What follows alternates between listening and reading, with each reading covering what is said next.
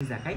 এটা হচ্ছে আমরা যে হোটেলে আছি, হোটেলের একদম আমাদের বেড সাইড ভিউ, মানে একদম ঘুম থেকে উঠলেই যে ভিউটা আমরা দেখতে পাবো সেই ভিউটা, সেটা তোমাদের আগে দেখাই। এইটা হচ্ছে সেই ভিউটা।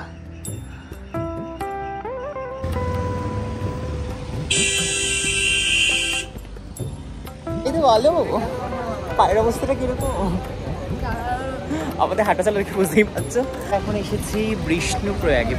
এর আগে আমরা দাঁড়িয়েছিলাম হচ্ছে দুটো নদীর মিলনস্থল। তো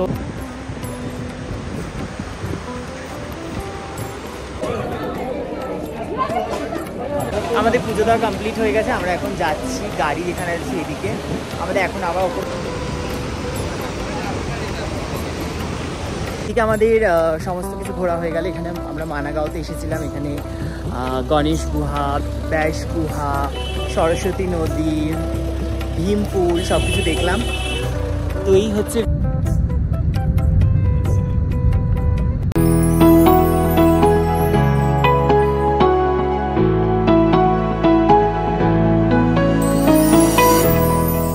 hi guys, good morning, hello and welcome back to my channel. তো আজকের ব্লগটা আমি এখান থেকে শুরু করছি। কালকে কেদারনাথ থেকে আমরা ট্র্যাক করে ফিরেছি, তেমন কিছু শেয়ার করার নেই কারণ আমরা খুব অসুস্থ হয়ে পড়েছিলাম সবাই এক এক করে।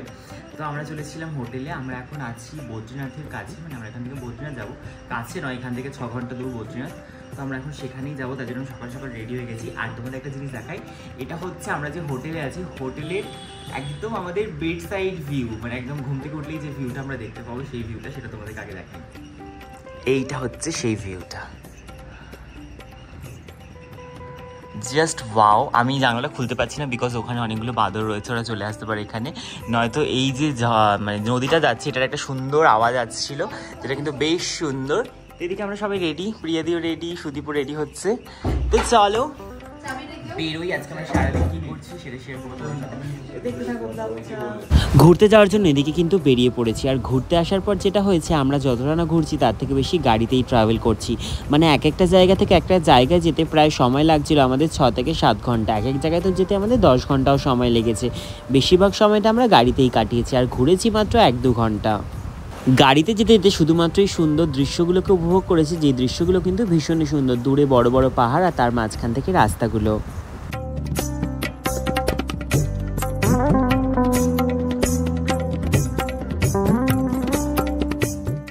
দেখো এরই মাঝে কিন্তু আমাদের গাড়ি থেকেও নেমে যেতে হয়েছে। রাস্তাটা যেহেতু এতটাই খারাপ ছিল, গাড়িটা এখান থেকে তুলতেই পারছিল না, সেই জন্য আমরা সবাই গাড়ি থেকে নেমে হেঁটে হেঁটে একটু এগিয়ে যাচ্ছিলাম। তারপরে কিন্তু গাড়িটা এখান থেকে উঠেছে, আর আমরা কিছুটা পথ অতিক্রম করে চলে এসেছি কিন্তু আমাদের ঘোরার প্রথম স্পট। সেটা হচ্ছে একটা নরসিংহদেবের মন্দির। আবার এখান থেকে উঠতে হবে আমাদের।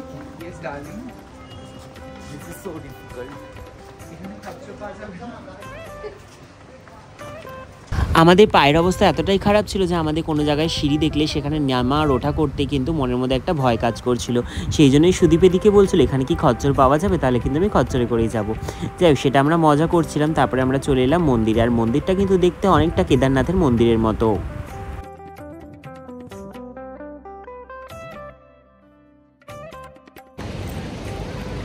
তো আমরা এখন এসেছি বিষ্ণুপ্রয়াগ। এর আগে আমরা দাঁড়িয়েছিলাম হচ্ছে দুটো নদীর মিলনস্থল। তো এর আগে আমরা নরসিংহ মন্দিরে দাঁড়িয়েছিলাম। তো আমরা এখন বদ্রীনাথ যাচ্ছি।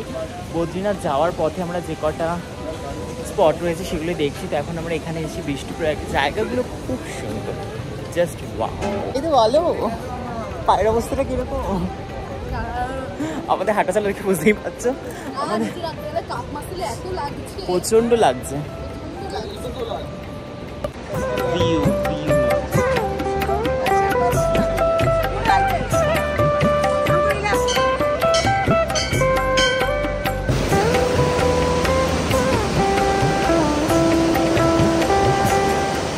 এদিকে আমাকে দেখতে পাচ্ছ, আমি কিন্তু অনেকগুলো সিঁড়ি বেয়ে নিচে নেমে গেছি। সবার পায়ে ব্যথা ছিল বলে কেউই আসতে চাইছিল না, কিন্তু আমার ইচ্ছা করছিল নদীগুলোকে আমি একদম সামনে থেকে দেখবো, তাই জন্য কিন্তু আমি নিচে চলে এসেছি।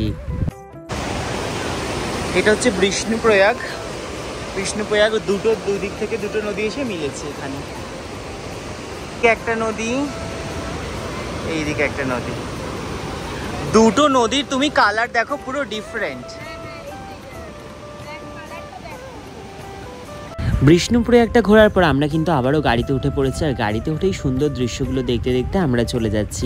এরপরে কিন্তু আমরা দাঁড়িয়েছিলাম একটা হনুমানজির মন্দির, যেটা কিন্তু রাস্তায় যাওয়ার পথেই পড়ে, মানে বদ্রীনাথ যাওয়ার পথে এই হনুমানজির মন্দিরে নাকি প্রণাম করে হনুমান চালিসা পড়ে তারপরেই যেতে হয়, যাতে এই পাহাড়ের রাস্তাগুলো খুব ভালো করে আমরা অতিক্রম করতে পারি আর খুব ভালো করে যেন ফিরে আসতে পারি।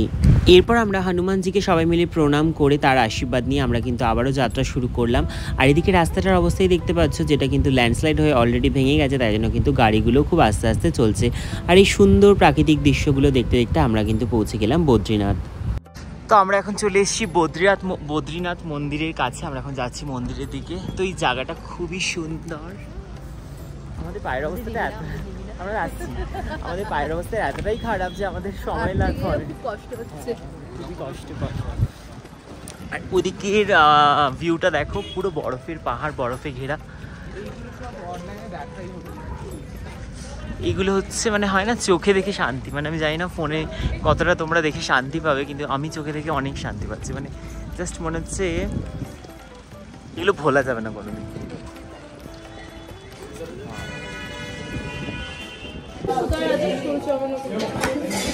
भूख लगी थे, मुझे भूख लगी थे, मुझे জানি আসবে, আমি ক্যামেরা শো ধরেছি, আমি জানি আমরা খেতে বসেছি, সুদীপকে ক্যামেরা না হচ্ছে না বলে ও হিংসের লঙ্কা দেখাচ্ছে। লঙ্কা লেবু ঝুলিয়ে দে, তা ভালো ঝোলাও, সুন্দর জিনিসে লঙ্কা লেবু ঝোলাতে হয়। ভালো থাকবি, সোনাকে ঠিক বলেছো, ভুল করে তুমি ঠিক কথা বলেছো। ওরা নিচে ধোসা, আমি নিচে চাউমিন। আমার জন্য শেষে এক পিস মাশরুম আর এক পিস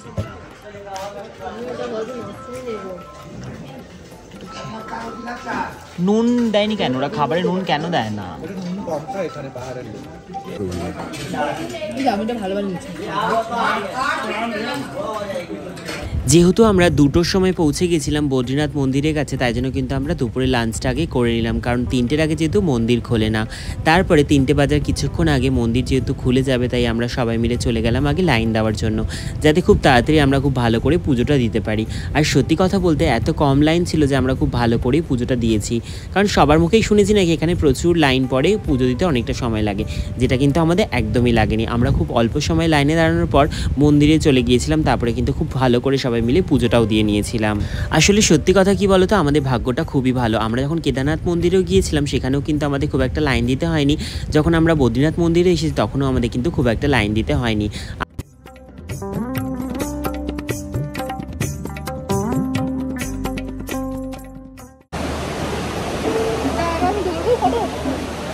আমাদের পুজো দেওয়া কমপ্লিট হয়ে গেছে, আমরা এখন যাচ্ছি, গাড়ি যেখানে আছে এদিকে।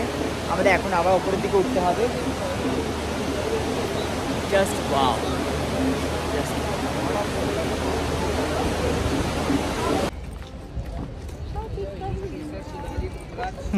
कितना शॉपिंग कर लिया। कितना रुपए का? 70 रुपए का। सबसे बड़ा झोला है उसके पास। वही दूरे बर्फेर पहाड़। चूना नहीं लगा है। এরপর আমরা চলে গেছিলাম ভারত আর চীন সীমান্তের যে গ্রামটা রয়েছে, সেটা হচ্ছে মানা গ্রাম। এখানে কিন্তু দেখার মতো অনেক কিছু রয়েছে। তো ফার্স্টেই আমরা চলে এসেছিলাম গণেশ গুহা, যেখানে বসে গণেশজি কিন্তু মহাভারত লিখেছিলেন, মানে বেদব্যাস ওনাকে রচনা করেছিলেন, আর গণেশজি কিন্তু এই গুহাতে বসেই লিখেছিলেন মহাভারতটা। তারপর আমরা এখান থেকে বেরিয়ে এখন চলে যাচ্ছি বেদব্যাস গুহা, যেটা হচ্ছে ব্যাসদেবের গুহা, যেখানে কিন্তু বেদব্যাস বসে রচনা করেছিলেন মহাভারত, আর সেটা হচ্ছে এই গুহাটা।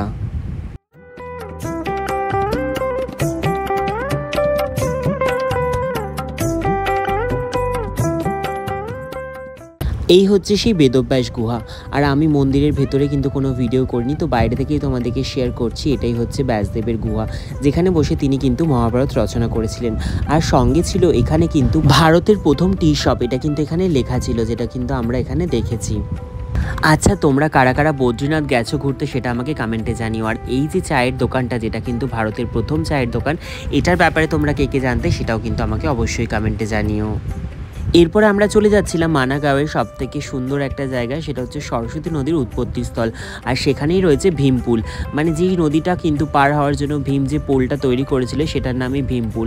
আর এই হচ্ছে সেই সরস্বতী নদী যেখান থেকে কিন্তু সরস্বতী নদীর উৎপত্তি হয়েছিল। আর তার পাশে রয়েছে সুন্দর একটা সরস্বতী মায়ের মন্দির, আর এটা হচ্ছে ভীমপুল, যেই পুলের ওপর আমরা কিন্তু দাঁড়িয়ে আছি।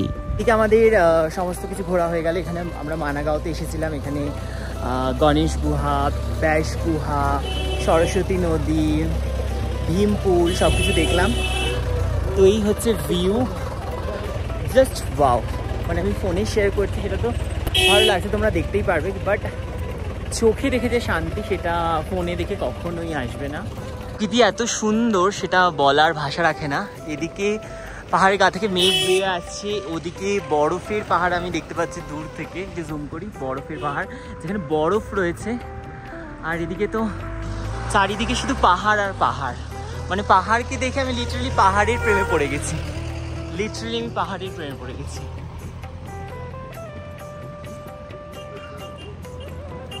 আমরা এখানে সমস্ত কিছু ঘোরা কমপ্লিট করে এবারে চলে যাচ্ছি আবারও হোটেলের দিকে, যেহেতু সন্ধ্যা নেমে আসছে। আর সন্ধ্যা নেমে আসা মানেই কিন্তু পাহাড়ে একটা বিপজ্জনক ব্যাপার থেকেই যায়, সেই জন্য ড্রাইভার আমাদেরকে বললো যে তাড়াতাড়ি আমাদের হোটেলে ফিরে যেতে হবে, তাই আমরা কিন্তু গাড়িতে উঠে পেরেছি। কিন্তু মানাগাঁও থেকে প্রায় 5 কিলোমিটার ট্রেকিং করে আবারও যেতে হয় বসুধারা ওয়াটারফল, যেটা কিন্তু আমাদের যাওয়া হয়নি। যদি আবারও কখনো ভবিষ্যতে আসি অবশ্যই সেই জায়গাটা যাবো এবং সেই জায়গাটা ঘুরে আসবো। কথায় আছে নাকি সেইখানেই স্নান করে পঞ্চপাণ্ডব স্বর্গে গিয়েছিলেন, তো সেই জায়গাটাতে অবশ্যই দর্শন করতে হবে। যদি ভবিষ্যতে আবার কখনো আসি নিশ্চয়ই সেখানে যাব ঘুরতে। আর ফেরার সময় আমি গাড়িতে বসে বসে এই সুন্দর দৃশ্যগুলো দেখতে দেখতে আসছিলাম, যেটা হচ্ছে পাহাড়ের গায়ে যে বাড়িগুলো থাকে আর সেখানে যে লাইটগুলো জ্বলে, সেটা দেখতে ভীষণ সুন্দর। দেখে মনে হয় যেন পাহাড়ে, সারা পাহাড় জুড়ে কেউ একটা লাইট জ্বালিয়ে চলে গেছে। তো এই জিনিসটা কিন্তু বেশ সুন্দর। আর এরপর আমি ফিরে এসেছিলাম হোটেলে। আর হোটেলের আমাদের কিন্তু জানলা থেকে যে ভিউটা দিনের বেলা দেখা যাচ্ছিল, রাতের বেলা ভিউটা আরও সুন্দর ছিল, যেটা কিন্তু ক্যামেরাতে খুব একটা ভালো করে বন্দি করতে পারিনি। যেটুকু পেরেছি সেটুকুই তোমাদের সাথে শেয়ার করলাম। তো আজকের এই ব্লগটা তোমাদের কেমন লাগলো সেটা আমাকে অবশ্যই কমেন্টে জানিও। ভালো লাগলে অবশ্যই লাইক কমেন্ট আর শেয়ার করে দিও। আর লাস্ট পার্ট আসছে খুব শিগগিরই, যেখানে আমি তোমাদের শেয়ার করবো ঋষিকেশে আমরা কোথায় কোথায় ঘুরেছিলাম। তো দেখতে হলে চ্যানেলটা অবশ্যই সাবস্ক্রাইব করে রেখো। আর আজকের ভিডিওটা কেমন লাগলো জানিও। তো চলো টাটা সবাইকে, দেখা হবে আবার খুব শিগগিরই।